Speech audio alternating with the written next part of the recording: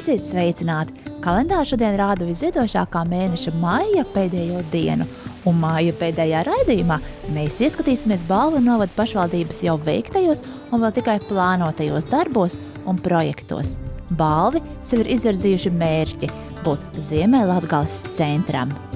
Mēs esam vairāk kārt mēģinājuši tā uzsvērt šo mūsu pilsētu kā attīstības centru, jo Latgale, mēs zinām, ir divas lielās pilsētas – Daugavpils, kas ir Latgales dienvidos, un Rēzekne Latgales centrā.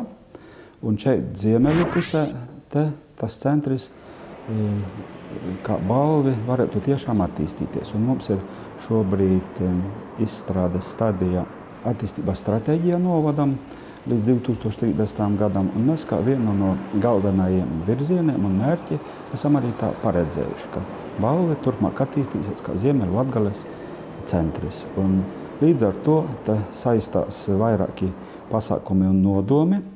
Pirmkārt jau tas saistās ar izglītības pieejamību mūsu balvu pilsētā un tātad nākošajā Ziemeļlatgales centrā. Par izglītību mēs jau saulēcīgi esam daudzas lietas mēģinājuši sakārtot. Ir izveidots tālāk mācību centris. Pie šī jautājuma mēs jau strādājam un arī turpmāk pievērsīsim daudz uzmanības. Tālāk ir arī profesionālā izglītība šeit ir pieejama, jo mums darbojas balvu šobrīd Rīgas valsts tehnikuma filiāle. Nākotnē mēs domājam šo filiāli vēl vairāk stiprināt un attīstīt. Tāpat ir doma arī piesaistīt vēl kādu profesionālo iestādi, kur varētu apgūt gan jaunieši, gan arī firmās esošie, varbūt strādājošie, saistībā ar celtniecību. Par centru ir jāizvirza mērķis, jo pretējā gadījumā, neizvirzot tādus augstākus mērķus, ir grūti vispār attīstīt gan pilsētu, gan novadu. Viss, kas saistās ar funkciju veikšanu, tas ir maksimāli jāpiesaista Eiropas struktūra fondu līdzekļi.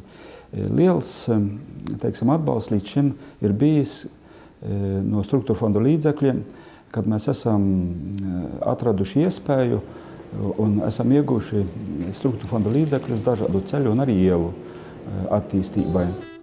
Renovējot Brīvības ielu 2 kilometru garumā, tika sakārtotas komunikācijas sistēmas, iegūts jauns asfaltas segums celiņu gājējiem un riteņbraucējiem. Mēs esam pieraduši strādāt komandā. Darbiņi tiešām sokās. Var jau minēt šo paveikto vai iesākto, jo tomēr ir daudz arī šī gada garumā paveikts. Un kā tā apkures sakārtošana daudzos objektos, piemēram, Tilžas internāta skola un arī vidusskola. Ir pansionāta apkure nomainīta, sakārtota. Ir vairākās vietās, kas saistās ar ēku remontiem un siltināšanas lietām. Procesā ir vairāki projekti, ir apstiprināti un iesākti projekti Tilžas vidusskolas renovācija. Ir 2 ūdenssaimniecības projekti, tūlīt viņi uzsāks savu darbību Bērspilī un Kubulos. Praktiski notiek daudzas lietas.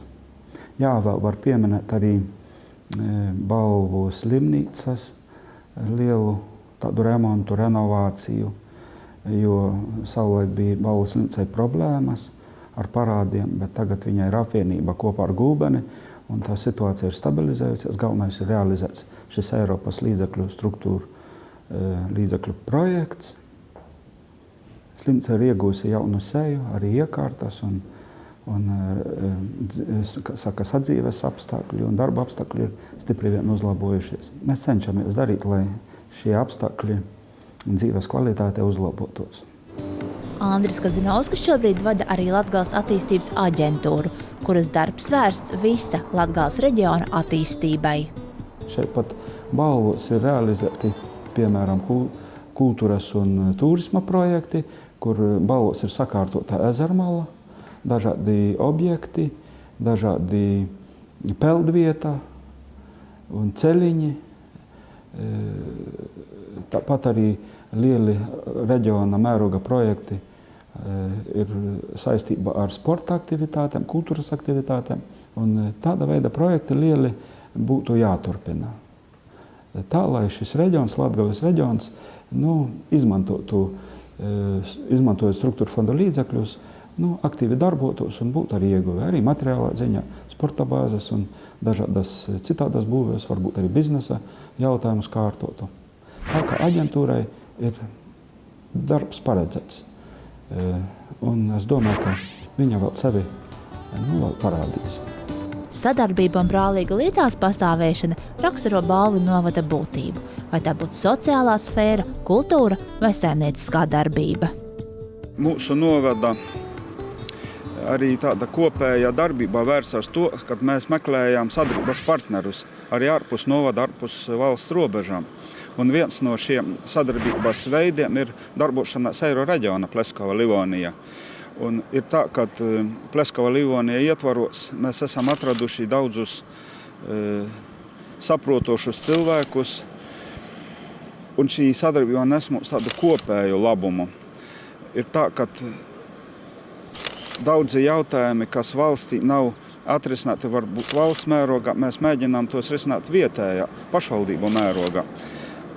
Daudzi jautājumi, kas skar sadarbību saistīti ar struktūra fonda līdzekļu izmantošanu. Un mūsu priekšlikums ir tāds, ka tuvākajā laikā būtu tomēr vismaz Latvijas pusē jāmēģina nevis tikai deklaratīvi, bet reāli radīt programmas, nosacījumus, kas būtu vērsti tieši uz pierobežas, varbūt uz šī konkrēta Eiro reģiona attīstību, jo Eiro reģions tiešām atver ļoti plašu teritoriju, gan Igaunijā, Latvijā, gan arī Krievijā. Šī sadarbība ir vērsta uz visām jomām, ar ko nodarbojas pašvaldības, sākot no dažādām kultūras aktivitātēm, sociālām un pats svarīgākais, kas mums šķiet arī šī uzņēmējdarbības aktivitātes. Lielākās aktivitātes saistītas ar uzņēmējdarbības veicināšanu, jo saimnieciskā darbība pierobežu zonā ir ļoti svarīga. Tāpat jaunatnes programma, kas ļauj līdzdarboties jaunajai paaudzei, un nevalstisko organizāciju darbības veicināšana. Iespējas ir plašas, tomēr netrūkst arī būtisku nepilnību. Runājot par projektiem, šobrīd notiek izstrāde arī par jauno programmēšanas periodu 14. 20. gads Eiropas finansējums šiem visādām dažādiem pārrobežu projektiem.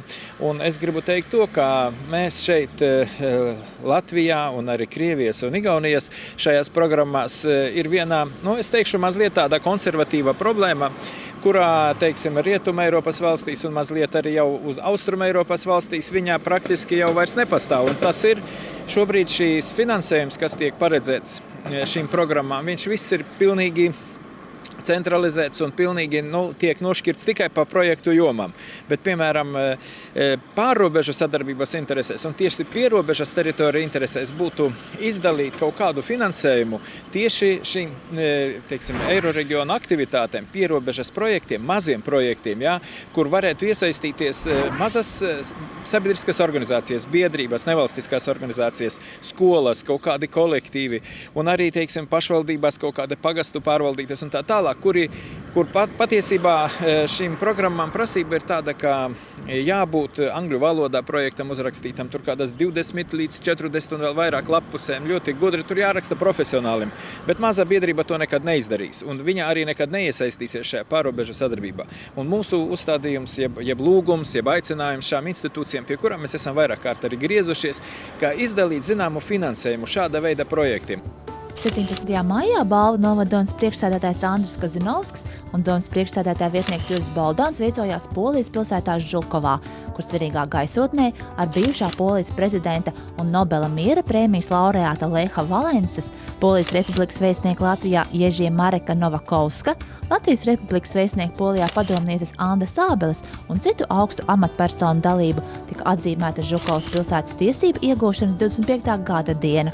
Oficiālā pasākuma laikā Žulkovas novada pašvaldības mērs Ježijs Žuravičs un Balvu novada domas priekšsēdētājs Andris Kazinovskis parakstījis sadarbības līgumu.